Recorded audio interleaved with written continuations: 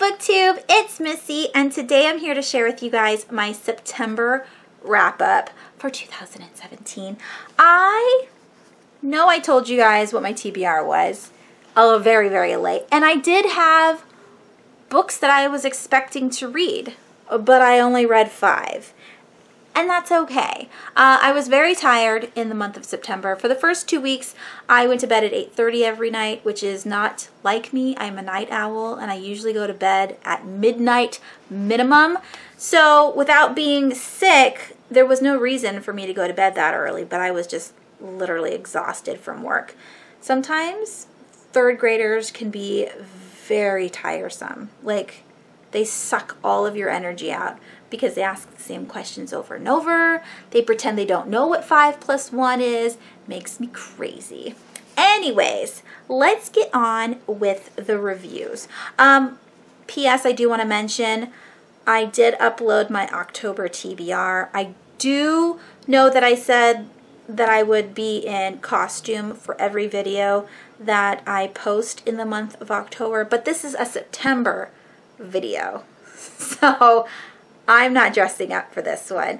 And I'm also going to be filming my most anticipated reads recap, rewrap, and update for the month of October because I haven't done that yet. And again, that will not be in uniform or in costume because it's a September video. So I'm being a little cheeky there. I will be doing all the rest of my videos though with makeup on for Halloween. Anyways, back to why we're here. Like I said, I did read 5 books. Let's start with the first one.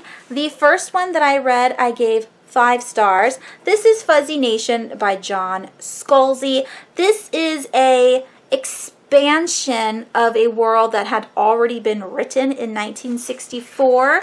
The author of that book was named H.B. Piper, and his original book was called Little Nation. So John Scalzi expanded on that world and that story and created his own. This is about Jack Halloway. Yes, Halloway. And he is on a planet. This is in the future. And what he does is he is an independent contractor. So he surveys the planet looking for big pockets of ore and other resources that can be exploited and, you know, taken from the planet itself. He works for Zara Corp, and one day while he's working, he finds a sunstone seam in a cliff face, and sunstones in this time period are very expensive, very rare gems. They're not really gems. What they are is they're fossilized jellyfish, but it's a jellyfish from this world, and so Earthlings just love them, and so they want to turn them into stones to wear. And so Jack Halloway's all excited. I mean, he's got the dollar signs in his eyes. He's thinking he's going to make bank now. But there's a slip up, something happens, and then the story goes from there. There are a lot of very good characters in this book. He has an ex-girlfriend. There's a lawyer that I really liked. There's a very bad guy, which I didn't like, but you know, you have to have a villain in every book. And there is a cute animal. Cute animals need to be in every book as well. This is called a Fuzzy, and Jack Halloway gave them all names. He found them outside of his treehouse, and he considers them to be like cat monkeys. I just think they're so cute. There is also a line in this book that made the book itself that this is the reason why I gave this book 5 stars. And if I can find it, I will tell you it. Here it is, okay? This is why I gave the book 5 stars. Also because it's John Scalzi and because it was an amazing book. I won't say the whole thing because I might be giving away some information. So I'm just going to say two baby sentences. Or actually just one sentence. It says, "Get off my planet, you son of a bitch." I freaking loved that line. I tweeted John Scalzi about it. That line made the book. It made me so excited when I read that line, and that's towards the end. I hope you guys pick up this book.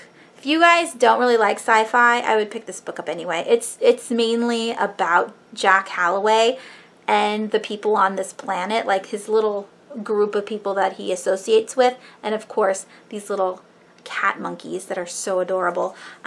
Yeah, 5 stars. So much so I had to buy it, because when I originally started reading this, it was a library copy, and I buddy read this with Anita Lind. I will leave her channel link down below. That was a pretty long review of that book. I'm already on 16 minutes, and I know by the point you're watching this, I will have cut out a lot.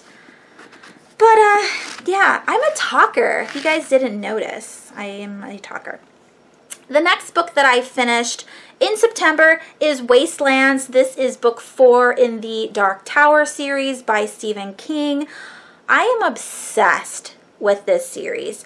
I know that Kayla over at Books and Lala read Gunslinger last month and didn't like it, and I can understand why. Because when you first read it, our main character, Roland, is in the desert, and he's, you know, trying to get this man in black. And that kind of seems like a Western, because it's in like this desert, arid atmosphere. But it's not a Western. It's not a Western. And once you get past the Gunslinger, when you get into the 2nd and 3rd and 4th books, more of the world is expanded on. And even though this is kind of, I mean, it is a fantasy novel as well, it's very contemporary, because our main characters come from Earth and they are found in New York. And so, you know, it's something that you can relate to if you live in New York or what have you. I loved this book because of what the gang is doing, how they get to book 4, all the trials and tribulations that they have to face. Everything is just so amazing. I am absolutely loving the character development between Roland and Susanna, and why can't I think of the friend? Eddie. Eddie Dean. I just love all of the character development. They're definitely changing in the way they react to each other. And now that Jack is back in the picture, just everything's just so beautiful. And I just really love it. And the villains in here are so scary. They're not scary as in like monstrous. They're scary as in just really bad human beings. And that was exciting to read. So yes, if you haven't picked up the Dark Tower series, and you're just afraid because you don't think you're going to like it because it's a Western, or because it's a fantasy, or because it has 7 books. I'm listening to this on audio. That's what I'm doing with all of my Stephen King books this year, and they're fantastic. I love the gravelly voice of the character for Roland, because that's exactly what I would think that he sounded like sandpaper, like dried out jerky meat. That's exactly what the narrator sounds like for the audiobooks. Brilliant. 5 stars. Loved it. The next book that I completed was I Am Legend. This is by Richard Matheson. Now this book contains I Am Legend and then other short stories. So let's talk about I Am Legend first. It was about 160 pages or so. Okay, yeah. It was exactly 170 pages. So pretty much half the book was I Am Legend. I did watch the movie years and years and years ago with Will Smith when it first came out. This is a zombie movie, and I liked the movie for the most part. It was okay. It wasn't scary, but I liked the way it turned out. Then I read the book and realized, oh my gosh, this is not just a post-apocalyptic story, but it's so depressing. It is so depressing. In the movie, it's depressing at the beginning, and then it gets uplifting, and then there's like a happy ending, right? If you've seen the movie, you know how it goes. This book is the original, obviously, and it's just so sad. I didn't like it. I gave it, just on its own, I gave it 3 stars because it was written really well. I enjoyed Richard Matheson's voice, but I just hated what happened. There was 2 huge fails for me. I was just devastated. I read this with the Maddie Hatter. I will leave her channel link down below. She said, what did you expect for a post-apocalyptic story? And yes, she's right. I just wish it was different. And then the rest of the book is 10 short stories. They were just okay. I did like 3 of them. I wrote them down, but I didn't bring the paper, so I'm going to have to look them up in the front because I'm a moron. So the first story that I really liked is called The Near Departed. It is about 3 pages or 4 pages long, something like that. I thought it was very good. It was my favorite out of the 10 that I read, and my favorite out of the 3 that I liked best. And it's about a man who goes to a, what are they called? A mortuary, to pick out a casket, and it's very creepy, and I loved it. The second story that I really liked is called Prey. It really reminded me of Child's Play. It's about a woman who picks up a doll for a boyfriend, which is, you know, not a doll, but kind of like a statue or like a voodoo doll. And she's heard that these kinds of dolls have a spirit in them, but she doesn't believe it. And then, of course, you read on and find out what happens after that. And then my last favorite story is called Madhouse, and it's about a man who is just very angry. And you've heard about poltergeists, how they are manifestations of our emotions. So like when you're a teenager, you have lots of emotions, and because kids have such like changing emotions that they can change the atmosphere of the house. So in Madhouse, we have a man who does the same thing. He just is always so angry, but then because of the anger, it's kind of like the chicken and the egg kind of thing. He gets angry, the house absorbs the anger and then lashes out, which then makes him more angry, and then he, you know, keeps spreading that hate, and the house just keeps getting darker and darker with all of this hate and this buildup. And I loved what happened to the man at the end. It was just so satisfying. It's like, just be happy. There's no reason to be that angry. None. So overall, I gave this book 3.5 stars. I wish it was a higher, you know, star rating, but I just didn't like I Am Legend. I was so sad how depressing it was. All right, on to more good books. The next book that I read is The Butterfly Garden by I keep saying that. It's called Dot Hutchinson. And this is a psychological thriller about a serial killer who steals girls in their prime, between 16 and 18. He likes to pick the girls at that age.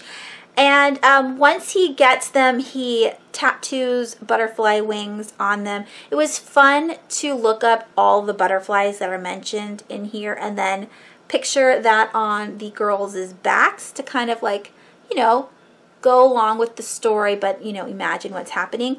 Anyways, the book is written so well. We have our main character, what is her name? I forgot. Oh, in the book, like in the garden, her name is Maya. So I don't want to talk too much about the actual story because that's the best part. I will just say our main character, Maya, gets captured by the gardener and gets placed into the butterfly garden. She gets tattooed, and when we first start the book, the FBI is speaking to her, which, you know, obviously means that the captives has escaped, and we're trying to put the pieces together. And I loved how Dot wrote the story out. So we have Maya in the FBI, like in the police station or whatever it is, in the interrogation room. And we have her telling her story while she's kind of like living in it. And then we have the present. So it's the past and the present, like each, there's no chapters in this book, but each like transition, we get more information as we go along. Ooh, I only have 5 minutes. Let me plug in my, what is this called? Camcorder. I just really liked this story. I have heard that the sequel isn't as good from Goodreads, but the people that I know, like my subscribers, have said that it's actually good. And the second book is called Roses of May, or May of Roses. I can't remember. I will leave the second book cover here to let you guys know. The third one is coming out in 2018. I am looking forward to reading it because this is like a detective procedural, not procedural, just a detective story. The second one is a different set of characters, but I'm looking forward to it anyway because I love Dot's writing.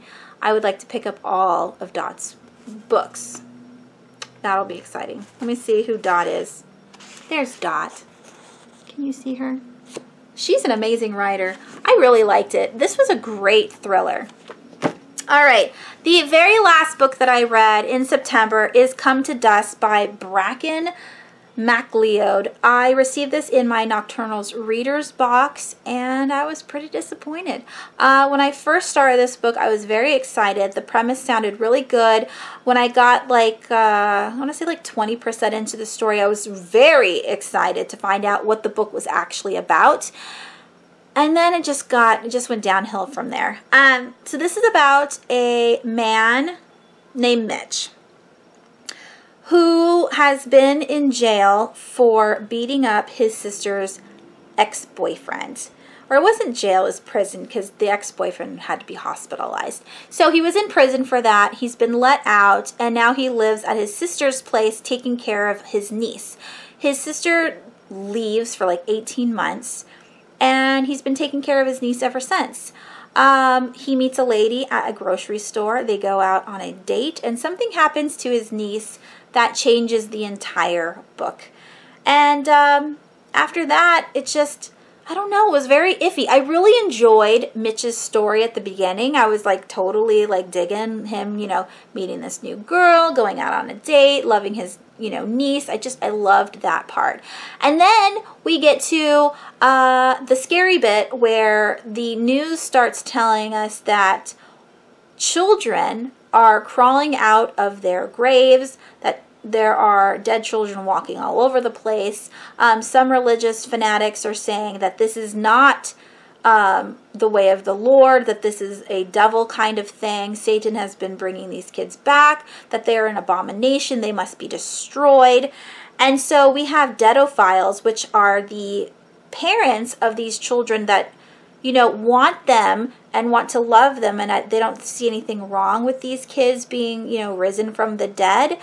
And so now the pedophiles, or the parents, are being prosecuted by their neighbors and other citizens in their towns for wanting to be with ghouls, which just made me so sad. Like, it would be totally creepy if my kids died and came back to life, because that's kind of Pet Sematary-ish.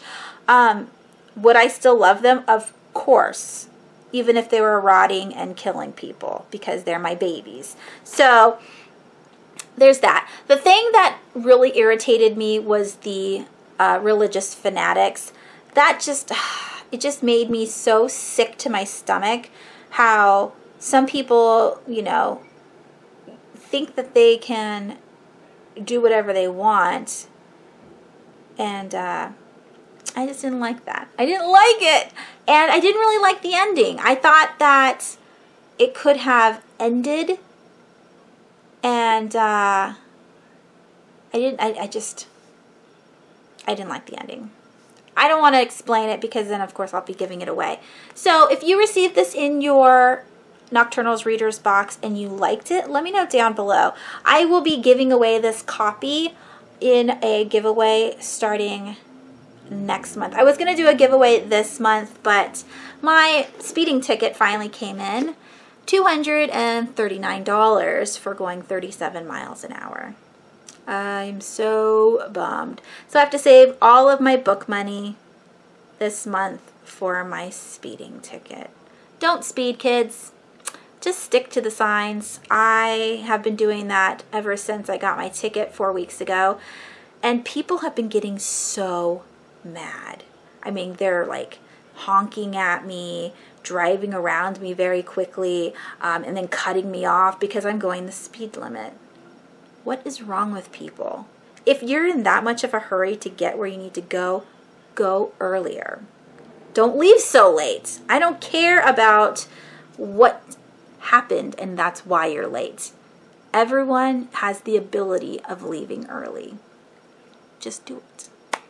That's my 2 cents and soapbox for today.